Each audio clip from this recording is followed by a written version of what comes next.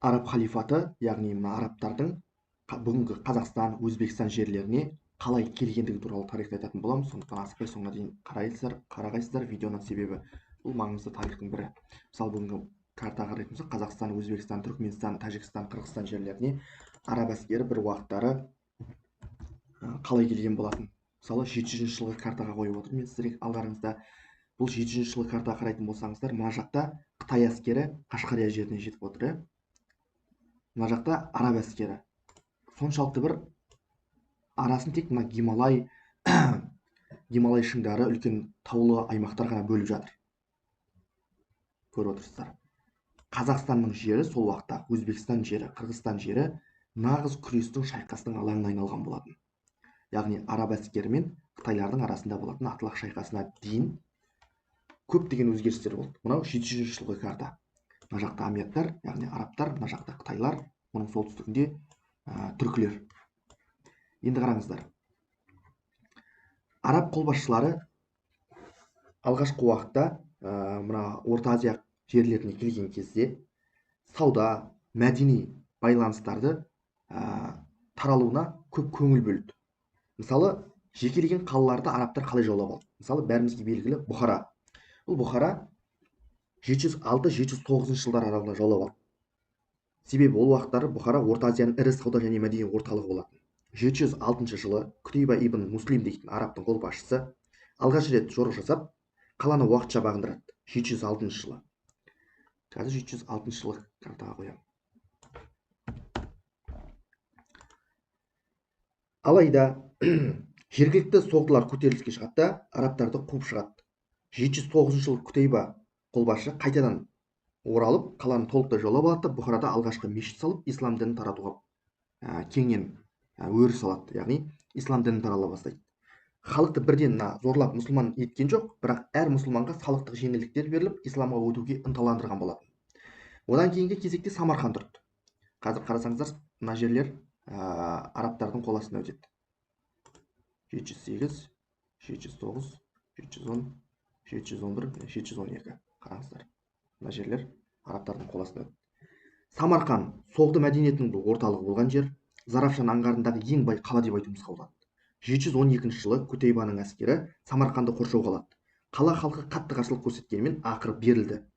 Олар мынадай шарт бойынша қала халқы жыл сайын салық төлеп тұруға, арабтарға әскери қолдау білдіруге міндеттеледі, бірақ өз дінінде қалуға рұқсат алады.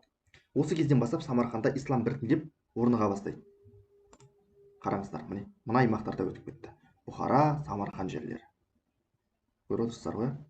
Амьяттар халифатының территориясы мына аймақтарға да таралып отыр. Яғни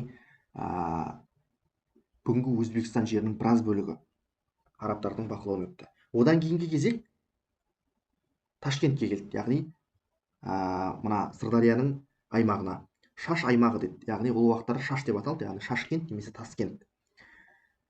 Бұл стратегиялық маңызы бар жер болатын. Ташкент шынында да өткені осы арқылы Жетісу жеріне баруға мүмкіндік болды. 713 жылы арабтар Шашқа жорық жасап қаланы бағындырады. Яғни Шаш деп отырғанымыз, яғни Ташкент. Бірақ мына қала тұрғындары, Ташкенттің, Шаштың тұрғындары бірнеше рет көтеріліс жасап, араб билігін мойындағысы келмейді. Себебі Шаш қаласы бұл түркілер мен соғдылардың араласқан өңірі болатын. Және бұл аймақ исламдануда ең соңғылардың бірі болды. Исламдану үдерісіне өткен ең соңғы қалалардың бірі деп айтуымызға болады. Одан кейінгі кезек әрине бұл Ферғанаға келді. Ферғананы білесіздер, бұл бір уақыттары Қытайдың да қол астына өтіп кеткен қала болатын.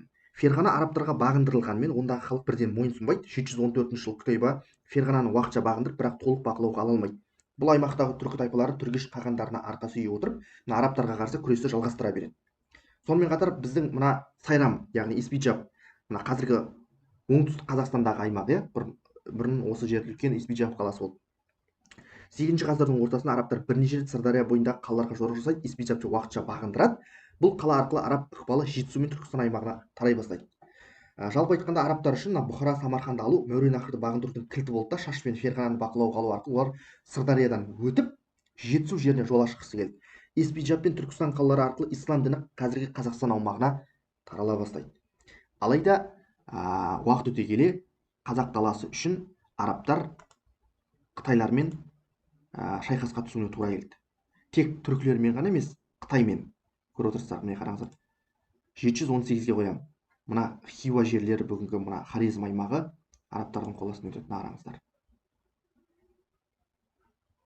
718, 719 картаны 720, 721,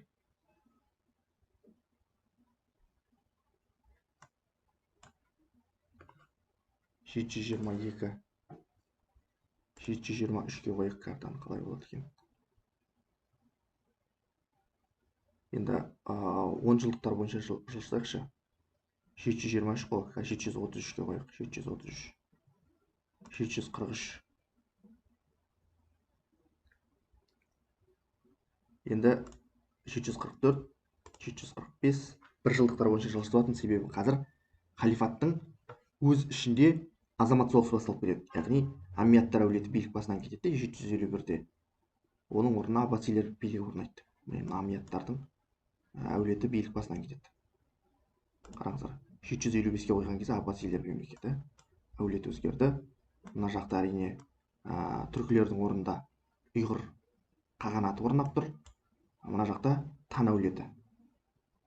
Мына жақта Кокурия құлаған. Оның орнына Бохай патшалығы орнап тұр. Мына жақта Пекче жоқ, Силла. Міне қараңыздар, 751. 755 жылғы карта, 751-ге қойсақ, бұл жерде білесіздер, Талас немесе Атлах аймағында үлкен шайқас болды. Яғни бұл шайқас арабтар мен қытайлардың арасында болғанымен, бұл шайқасқа қарлұқтар көмектесті. Арабтардың жағына шығып кетіп, Қытайдың тас талқан болып жеңілуі және Қытайдың экспансиясы тоқтады қазақ даласына. Осылайша қазақ даласында арабтардың да қытайлардың да ықпалы арта бермеді. Және арабтар да алға қарай жылжи қойған жоқ бұдан кейін.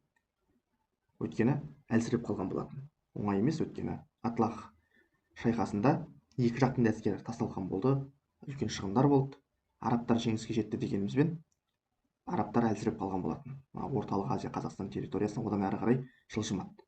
Қазір біз картаны 780 жылға қойсақ, және 790, 850 жылға қойып картаны. 850-де біз біраз өзгерісті байқаймыз қазір. Территориялық өзгерістер.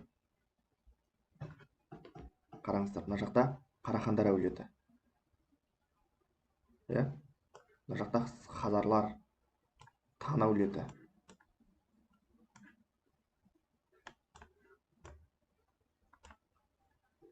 Ал 900 жылға қойықшы картаны. Мына жақта енді араб халифаты әбден ыдырады. Саманилер әулеті пайда болды. Тәжіктер мемлекет деп аталады көбінесе. Бұлар Саманилер одан әрі күшейе бастайды. Қазір 950 жылға қойсақ, Саманилердің территориясын қараңыздар.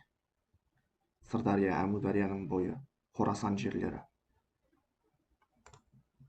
960, 970.